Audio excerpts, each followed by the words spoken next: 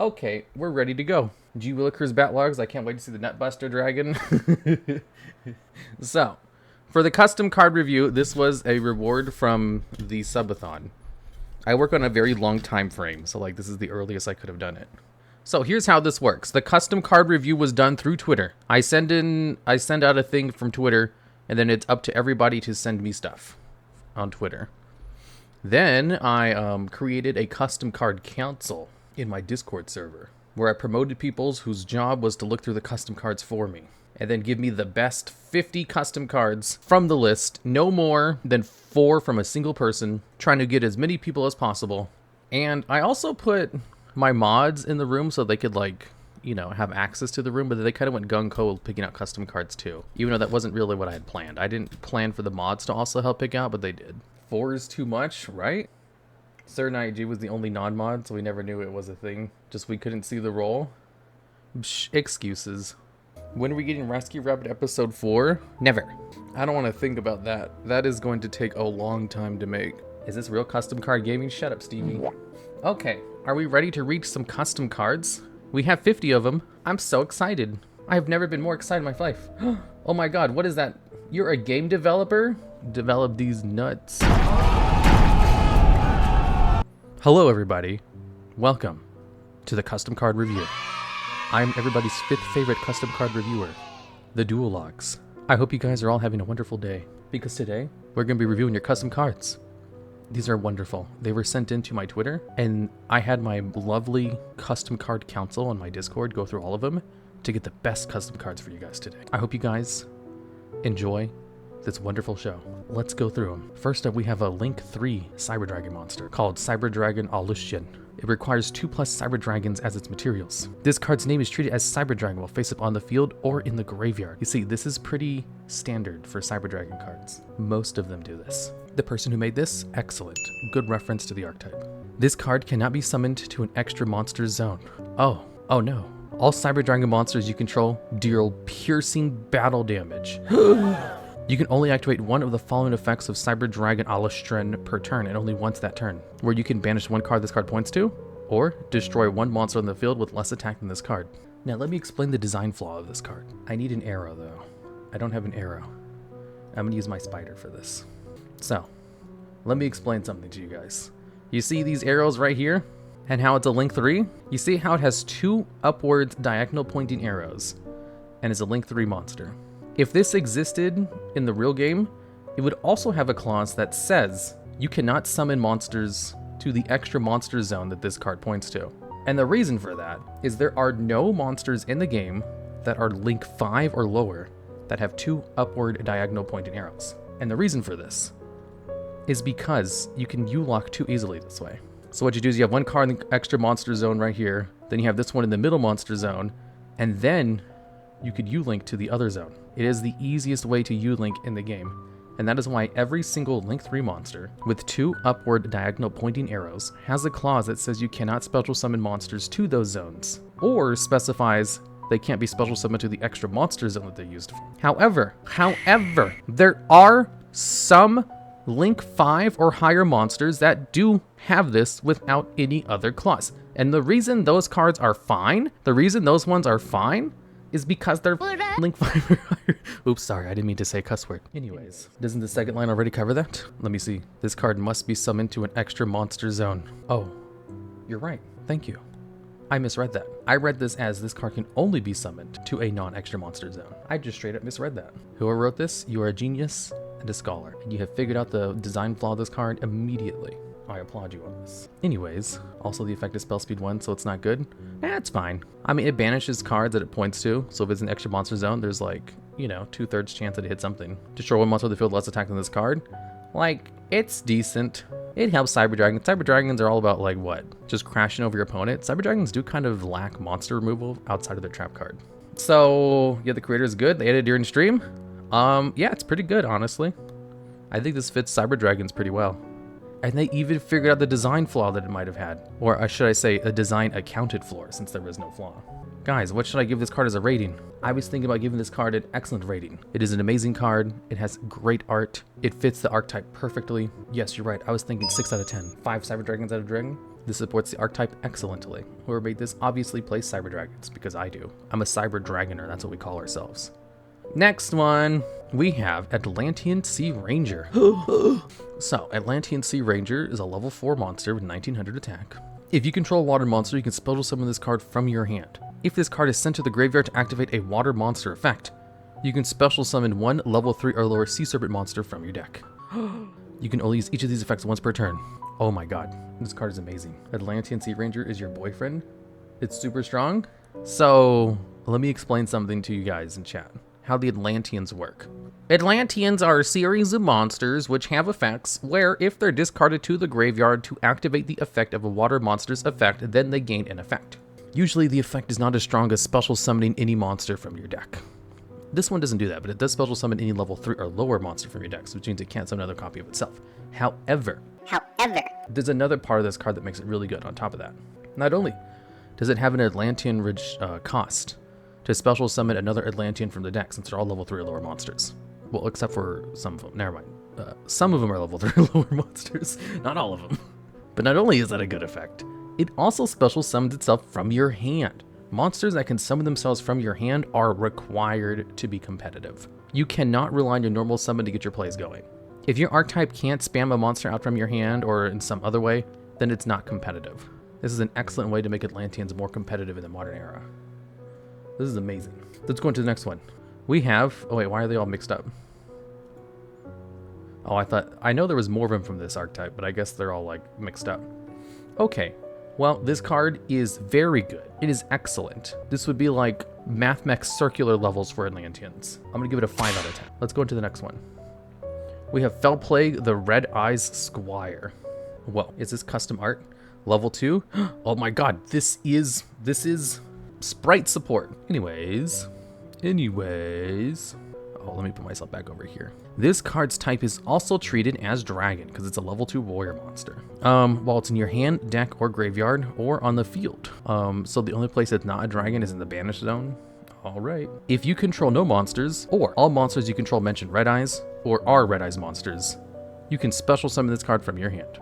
You can only special summon Fell Plague, the Red Eyes Squire, once per turn. You can tribute this card to take a Red Eyes monster from your deck, except Fell Plague, the Red Eyes Squire, and either special summon it, or send it to the graveyard. You can only use this effect once per turn. That's actually pretty good. It's basically a Black Stone of Legend, I think that's what it's called. There's like a Black Stone Red Eyes card, which has the effect where you can tribute it to special summon a Red Eyes monster from your deck. This one can special summon itself from the hand, and also do that. Or add it to your hand. If it could also search out a Red Eyes card, you know, like Red Eyes Fusion, this would be amazing. And it's also sprite support too. However, Red Eyes can't really play sprites. Blackstone of Legend, except we can summon Red Eyes Darkness Metal Dragon. Yeah, this would be absolutely bonkers in Red Eyes. Do you want to know how to make this even stronger? If this card was level 7. Insane Dragon League. Honestly, Red Eyes needs this. Yeah. Excellent card. Amazing for Red Eyes. I am surprised that this exists from Fell Play. We'll give it a 4 out of 10. Next card. We have Mistake of the Yama Xanadu. Ooh, I wonder what this one does. It is a normal trap card. I hope this is Labyrinth support. So, when your opponent activates a card or effect that would destroy a cards in the hand and or on the field, your opponent chooses one of these effects to apply as this card's effect. Yama Xanadu. When that activated card or effect resolves, those destroyed cards are shuffled into the deck. When that effect activates card or resolves, those destroyed cards are banished face down. You can only activate one Mistake of the Yama Xanadu per turn. If the turn count is an odd number, you can activate this card from your hand. If the turn count is an even number, you can activate this card the turn it was sent. What? Did I misread this? Because that sounds terrible. Basically, instead of the cards getting destroyed, they're shuffled into the deck or banished face down. And your opponent gets to choose that. So they're always going to choose banished face down, so that you don't get the resources back. You gotta remember, when a card has an effect, which makes it so your opponent chooses the effect, you have to remember they're always gonna pick the worst option for you. So if they have to destroy their own cards, they're using this. Yeah, I don't get it. This isn't a good, it's meant to counter your opponent's self-destruct effects, but if you're gonna make a specific counter, it has to be useful in other situations. This is too situational. I think activate only if they destroy their own cards. Could be a tier counter. Could be a tier counter. So they're trying to destroy their own tier cards. You activate this, and they either get banished face down or shuffled into the deck. So it's basically converting destroying cards into other ways of getting rid of the cards. That is still not very good. Anti-Soul Eating Oviraptor. Okay, well, I can see the situational use of this. Say, for example, you're playing against Fire Kings, and they need to destroy their own cards by card effects, or even like True Dracos. Then you use this from your hand in order to stop them from doing that. And those cards are banished or shoved back into the deck instead, so they lose all that precious advantage. You have to remember they're usually destroying cards as cost to do something else, so they're still like doing their plays like normal. You'd be better off just like negating the cards in the first place, or just like banishing all the cards involved. You have to remember, in modern Yu-Gi-Oh, the game is so fast that if you're gonna have an effect like this, you can add something else on top of it. That way it's useful. Like if it also had the effect where if this card is in your graveyard, you can banish this card in order to draw one card. That would be more worth it, because it meant you have the optional effect to do this thing, which is technically a beneficial effect against very niche decks. It would also allow you to just do something else that's useful in every deck. Drawing a card for just, banishing it is a little bit too much, but you get the idea. However, this is a very unique counter card. We'll give it a 7 out of 10. Good job. Next up, we have Renmo Usami and Maribel Harn, Occult Descendants. This is level 10. 1, 2, 3, 4, 5, 6, 7, 8, 9, 10.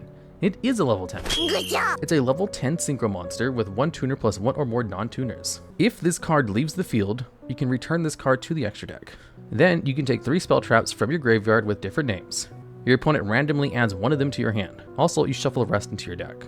You can only use the effect once per turn. Once per turn, during your opponent's turn, you can draw 1 card and reveal it. Then, you can destroy 1 face-up card your opponent controls with the same card type. Train support? No, this isn't train support. Trains can't go until rank level 10 synchros. So, if this card floats, and you have your graveyard set up with 3 spell traps, then you can maybe get 1 of them back. And it can also draw a card but only during your opponent's turn, and then maybe destroy something if you draw into like a monster. Well, there's this really easy to bring out card called Heat Soul, which draws a card during both players' turns. And it's a little bit easier to bring out than a level 10 synchro. It can be used in Sword Soul, but I wouldn't summon this over Barone. Yeah, what I think about with this card is like, why would you play this over Barone? The answer is you really wouldn't. If you could draw during your turn, then you would have a case to be made. This card would actually be pretty good if you could draw during your turn, but it's only during your opponent's turn. And the floating effect requires you to get cards from your graveyard. If the floating effect was cards from your deck, that'd be way better. But having a set up graveyard is honestly pretty hard to, set up. Yeah, this one just requires way too much setup, and the draw effect is only during your opponent's turn. It does have a neat component attached to the draw effect, but it's not during your turn, and it's a generic level 10, and there's no reason to run this over Barone or even Chengying. So we'll give this one an 8 out of 10. Excellent card. Highly recommend. Next up, we have Yuma Totetsu, the all-consuming Taiyatui. V arrows detected. Oh, V arrows. Let's read this card. It has the V arrows. It's a link 3 with V arrows. So, this requires 3 effect monsters with different attributes that are just 3 different effect monsters. Once per chain, quick effect. You can target 1 effect monster this card points to. Equip it to this card as an equipped spell card that gives it 300 attack. Also, for the rest of this turn, you cannot target monsters with the same attribute as that target to activate the effect of a Yuma Totetsu all-consuming Taiyatui. If this card would be destroyed by battle or card effect, you can destroy 1 card equipped to this card instead. So, as I explained a little bit earlier, every card in the game that is below Link 5, that has 2 upward diagonal pointing arrows, has a clause, which makes it so you cannot summon monsters to zones that they're pointing to, or has a clause where you cannot summon monsters to an extra monster zone that they're pointing to. Do you guys want to see some examples? We have 2 monsters right here. We have the S-Force Justify. 3 effect monsters, including an S-Force monster. You cannot summon/set monsters to zones this card points to, because it has 2 upward diagonal pointing arrows, and it's a link 3. And then we also have Flash Charge Dragon. 2 upward diagonal pointing arrows. You cannot special summon/set monsters to a zone this card points to. That's like one of the first lines they have. And those are the only 2 link 3s that have this distinction. So, if we assume that this card has the restriction as well, where you cannot summon monsters to a zone these cards links point to, and instead it's only the effect where it can steal cards and equip it to itself, it's pretty good. It just needs 1 little extra restriction to it so you can't use it to just like V-Link. Looking at this card in the distance, the orange orbs in the art also look like link arrows. Oh yeah, they kind of do. You guys said this is a Toho reference. I read it totally wrong, but the V-Link is funny. Yeah, the V-Link makes it too strong. So it can absorb every monster your opponent tries to summon? Yes, which is pretty cool. However, I think it's once per turn, right? Also, for the rest of this turn, you cannot target monsters of the same attribute as the target to activate this effect. Oh no, it's based on different attributes. Oh, that's cool, like Access Code Talker. How amazing. Once per chain? Yeah. Anyways, assuming it has the proper restriction on it, we can give this card a 6 out of 10. Good job. Next card. Tatooine has traditionally been associated with worms? Isn't that a name of something in Star Wars? Isn't that a Star Wars card? Are you guys all Star Warsers? Star Warriors? Is that what they call them? Next up, we have the Deadliest Hero. If you control a Link 6 or higher evil hero monster on the field, and your opponent controls a monster, special summon a monster that can only be fusion summoned with the effect of Dark Fusion from the extra deck, ignoring its summoning conditions. If Evil Hero Malicious Fiend is special summoned by this effect, it cannot be destroyed by battle or card effects. Also, damage dealt to your opponent in battle with that monster is doubled. Whoa. It cheats out a card. But you need to have a level 6 or higher evil hero monster on the field first? That seems kind of hard to accomplish. And it's a trap card, so it only comes out during your opponent's turn. You have to wait a turn before you can even use it. It seems kind of slow. And it's unsearchable? I don't know, maybe. Hello there, Cafe Fico. Thanks for the sub, Brooklyn X Knight. Whoa, amazing. The Legion of Evil. Quick play spell card. During the main phase, send one evil hero monster from your deck to the graveyard. Add one evil hero monster from your deck or that is banished to your hand with a different name than the monster sent. During your opponent's main phase 1, if you control an evil hero card, you can banish this card from your graveyard. All monsters your opponent controls must attack this turn if able. Also, skip the next main phase too. You can only special summon evil hero monsters from your extra deck. You can only activate either of this card's effects. Oh, I misread that. You can only special summon evil hero monsters from your extra deck the turn you activate either of these cards' effects. I don't know why there was like a comma there. You can only use each of these effects once per turn. I guess it's balanced around the summon condition. The fact that the trap card is also only cheats out Dark Fusion targets. Yeah, I guess it does cheat out a monster, but it doesn't cheat out a good monster. That's the problem. So this one right here allows you to send evil hero, the one that special summons any evil hero from your deck.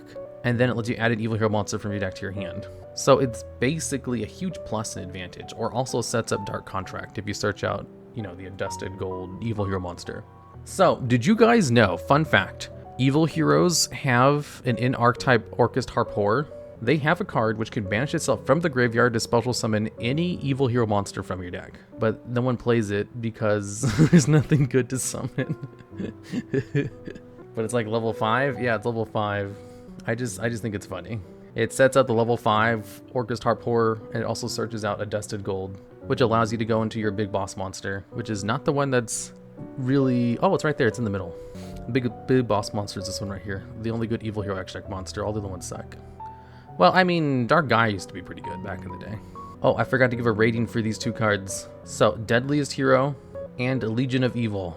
Deadliest Hero, I don't see this card being competitively playable. But does it help the archetype it's part of? Kind of. This one also has a graveyard effect to actually force them to attack into your monsters, which is neat. That's neat. The search effect's pretty good. I'll give it a 9 out of 10. Next one, we have Arosamir Fairy Kananga. It's a Link 3 monster which requires 3 Aroma monsters. While your LP are higher than your opponent's, spell and trap cards this card points to cannot be targeted or destroyed by card effects. Whoa. Once per turn, if you gain life points, you can add 1 Humid Winds, Dried Winds, Blessed Winds, Aroma Garden, or Aroma Gardening from your deck to your hand. A Link 3 that protects your back row. Are there any cards like this in the game? Because the thing is, this card can point to your back row if you just special summon it to the main monster zone, which means you need to have another Link monster out first before you can do this. So it protects your back row and then searches out basically all of your back row cards, if you gain life points, which this archetype does already. A Duel Links card. You always link somebody Jasmine first. Yeah, that's what I was thinking. It's like, you're going to Jasmine first anyway. Why not just search Aroma spell cards? Because they don't share like proper names. A lot of the cards which search out the Aroma spell traps also just specifically list the ones it can search out. So it's pretty in line with the Aroma cards. Excellent card. Would probably actually see play in its archetype. I give it a 5 out of 10. Cursed Winds. I know the Link monsters that protect monsters that it points to, but this is rather unique. Yeah, it is. My very first thought was like, wait, spell traps, but it can't point to spell traps. And then I remembered it can if it's in the monster zone, the main monster zone. Do you guys remember when Link Monsters came out? Some of you guys probably don't remember, but I do. I remember when Link Monsters first came out and I thought, wow, a whole mechanic about pointing to different zones? That's dumb. But then once I got used to it, I was like, oh, this is awesome. The Link Monsters are such a great extension to the game that they need to be careful not to create too good generic Link monsters. And then they created the Nightmares, and then they created Appaloosa, and I was like, oh my god, they're gonna make it so there's no reason to play anything except for Link monsters. And then they just kind of stopped there. They stopped at Appaloosa and the Nightmares. They didn't go further. Oh, I guess they did go further with Axis Kotaku when that was released. Yeah. Anyways, Cursed Winds. If you gain life points, you can inflict damage to your opponent equal to the amount of life points gained. You can only use the effect of Cursed Winds once per turn. Oh my god, it's like Fire Princess, but only once per turn. I don't see how that's very good. Because the thing is, Aero Mages gain life points in very short bursts. They do it like very periodically throughout the turn, and they don't even gain a lot of life points. I think the most they gain from their cards effects is like 1,000. So basically once per turn, you can maybe inflict 1,000 points of damage to your opponent if you gain like the biggest burst. Most of the time it's like 500 or less. Yeah, they gain small amounts of life points. They don't even gain that many life points. Manipulator of Souls. I remember... Wait, what's Manipulator of Souls? I remember someone was once telling me, oh yeah, the one that changes life point gains into damage to your opponent. Because it does inflict the same amount of damage back to your opponent. And it's not locked to Aero Mages. Oh, okay, so this is a generic card. Okay, so yeah, if you use Destruction Potion, this allows you to do the Utopia FTK, basically. That's much better, actually. As long as you don't use this in Aero Mages, it's pretty good.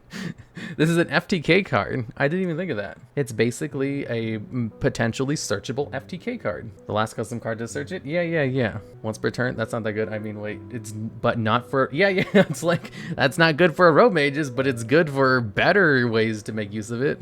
So it should be a normal trap instead? Well, I mean, it's a continuous. It doesn't really matter. It just means, like, if you do play in Aero Mages, you're also doing tiny amounts of burn damage, but it's not useful for that. However, outside of Aero Mages, it's very useful. Because I remember one time I was talking about how there's no good, like, life gain cards. And someone's like, what do you mean? There's a whole archetype around life gain. And I was like, oh yeah, Aero Mages technically are about gaining life. However, only technically, because they don't gain very much. Like, for an archetype built around gaining life points...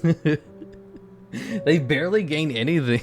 Especially since a lot of their cards require you to pay life points to do stuff. So like, you don't even get to keep your life points. Laurel gives big gains. Like, the main competitive strategy of Aero Mages isn't really about gaining life points. It's about using life point gain in order to trigger their gooder effects. They're much gooder effects. Next card. This is excellent. I think this is our very first 10 out of 10 maybe?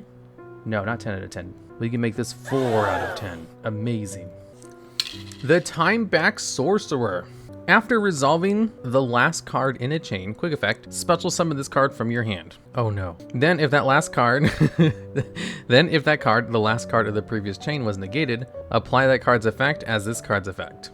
Or if it wasn't negated, you can banish one card in the field. Negate all effects that target this card. How is this a Rulings Nightmare? You just activated mid-chain. There is a card that does that. There is one card which activates mid-chain. Well, I don't want to say one card, but the Fabled Unicorn activates its effect mid-chain. Cerulean Skyfire does that too? Voltanus the Adjudicator? Okay, never mind. There's many cards that do it apparently.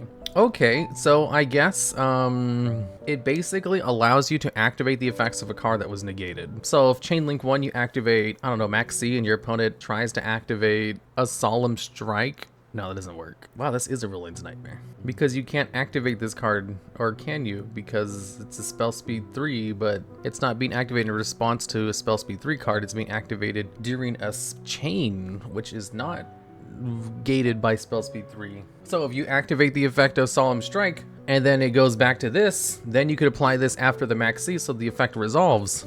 So it works. Or if your opponent activates, that one card, the pointy card. The card that points at a card and then banishes it from the graveyard and then negates the effects of that monster's name for the rest of the turn. What's it called? Oh, I can't remember. It's not a Point the Red Lotus. It's Called by the Grave. Yeah. So your opponent activates Called by the Grave. And then you use this in response to one of your cards getting negated. The card is technically not negated So it doesn't work. Because what was negated was the effects of a card with that name. So, wow, that's confusing. So you'd banish a card instead. Wow, this one is redunculous. Cards being activated in a chain is against the rules, though. I mean, it happens sometimes. Is the custom card Duel-Logs? Yes, it's custom cards. Okay, well, this one's excellent. I give it a 5 out of 10. Next up, we have the Solemn Droplet. When a spell, trap, or monster effect is activated, shuffle one Solemn card from your hand or graveyard into the deck, negate the effect, and if you do, destroy the card. Or if a Sanctuary of the Sky is on the field, shuffle that card into the deck. Then you can spell summon one Dark Lord Parshath from your extra deck. There's a Dark Lord Parshath? I mean, I like this card. This is an excellent counter fairy card. Holy shit. Yeah, easy 10 out of 10. Next up, we have Dark Lord Parshath. Oh, here we go. 2 fairy monsters, including a Parshath and or Dark Lordian monster. So we have must be fusion summoned or summoned by the effect of a counter trap. Quick effect, you can discard 1 fairy monster, add 1 counter trap from your deck to your hand. Or if a Sanctuary of the Sky is on the field, you can set it in your spell and trap card zone. It cannot be activated this turn. No, it can be activated this turn. Oh, wait, what? You can banish this card from your graveyard. Spell summon up to 2 fairy monsters in your graveyard to a zone a link monster points to. You can only use effect once per turn. Man, this card is cracked. This card is so good. Oh my god, I give it a 7 out of 10. Next up, we have Burning Sea. When your opponent spell summons a monster, discard 1 card. Spell summon 1 Fire Princess from your deck. Then add a Ghost Sister and Spooky Dogwood from your deck to your hand.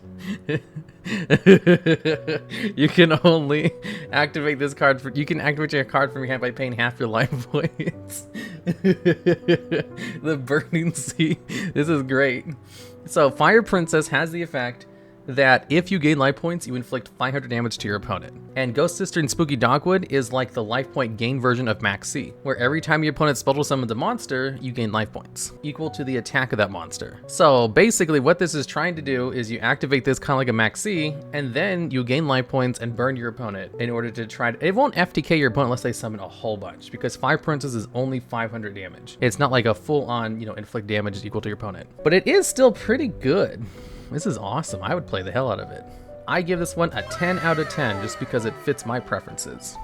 Next up, we have Falls Decorin. You can target 1 card your opponent controls. Special summon this card from your hand or graveyard, but banish it if it leaves the field this turn. The targeted card can activate, nor can it activate its effects while this card is face up on the field. You can only use the effect once per turn. Gains 100 attack for each other card in the field. So a negate that summons a monster on spell speed 1. That's pretty good. Is it level 9? 1, 2, 3, 4, 5, 6, 7, 8, 9. Oh, it is level 9. Yeah, that's pretty good. This is a pretty good card. I give it a 6 out of 10. Excellent. Next up, we have Onco the Past. 2+ level 7 monsters. While this card has no materials, your opponent cannot flip set cards they control face up. If your opponent controls at least 2 cards, quick effect, you can target 1 face-up card on the field, detach 1 material from this card, and if you do, set that target. You can only use this effect of this card once per turn. So while it has no materials, your opponent basically is under the effect of Swords of Concealing Light. I like that. It's an anti-Gursu card. It flips cards face down and then makes it so they can't be flipped face up. So once it loses both of its materials, ideally as soon as your opponent's turn starts, then it makes it so your opponent can't flip set cards face up.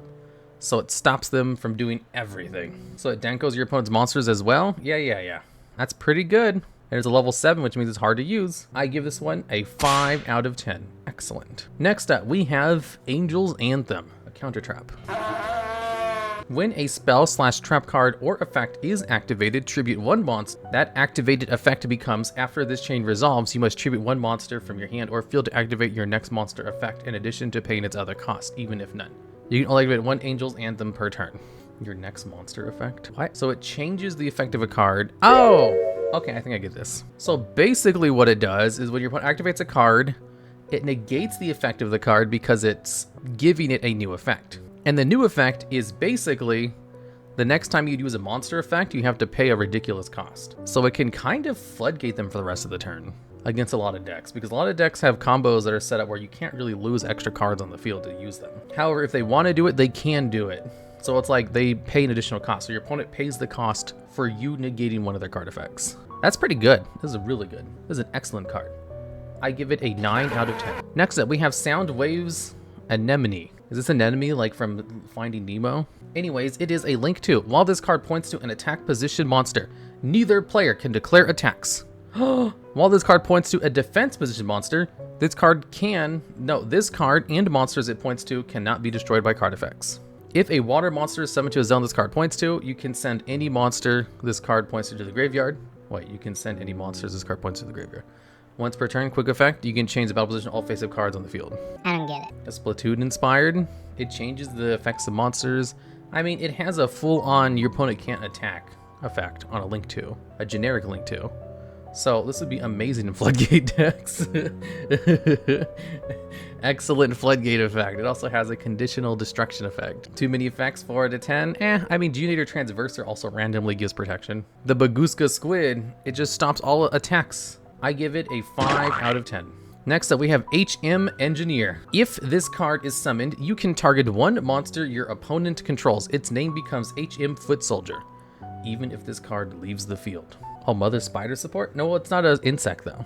If a monster your opponent controls becomes an HM monster except by this card's effect, you can add one HM card from your deck to your hand. You can only use effects once per turn. So it changes a monster's name in order to search. That's neat, which means you can't use it going first. HM Admiral Genius. If your opponent controls an HM monster, you can normal summon this card without tributing.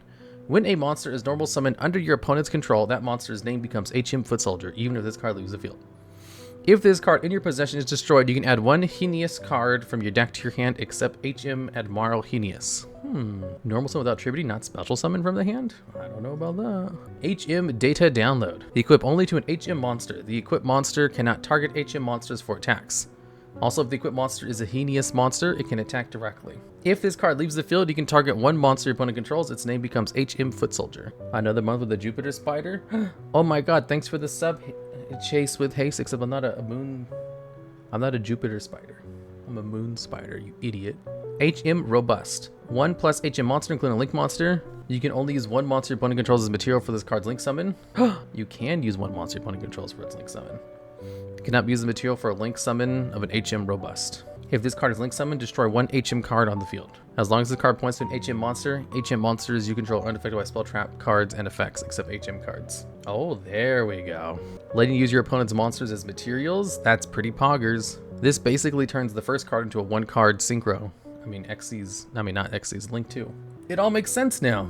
So this one hits the board, changes its name, searches a card out, then you use your opponent's card and it to go into Robust. And it's like a perfect form of removal because it doesn't destroy or like remove or anything. It uses it as a material to go to the grave. This goes hard in the mirror. Yeah, but also, well, that's pretty unique. Maybe because they have an HM Soldiers as material to balance it off a bit. I like this. Stands for Hidden Machine. No, it doesn't. This is an excellent one. I give these cards a 7 out of 10. Is it stronger than Goku? Of course not. Next up, we have